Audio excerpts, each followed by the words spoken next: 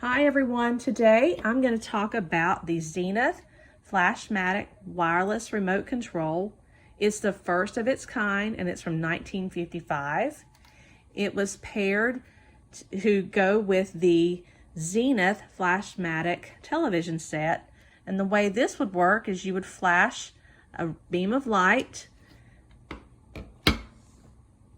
across the room, as you can see in this original ad, and depending on which of the four corners you hit with the beam of light,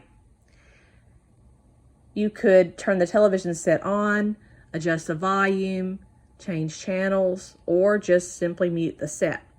As a matter of fact, it was created and advertised as such so that you wouldn't have to watch those or listen to those annoying commercials. So the Zenith Flash-Matic television set originally retailed for $400. This was an optional add-on for an additional $100. These are very rare because they only made them for 1 year. Because any kind of lighting in the room or sunlight sometimes could mess with the TV controls. So people would be watching TV and the channels would change randomly or turn off.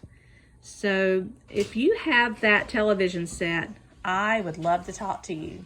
Again, this is the 1955 Zenith Flash-Matic wireless remote control from 1955.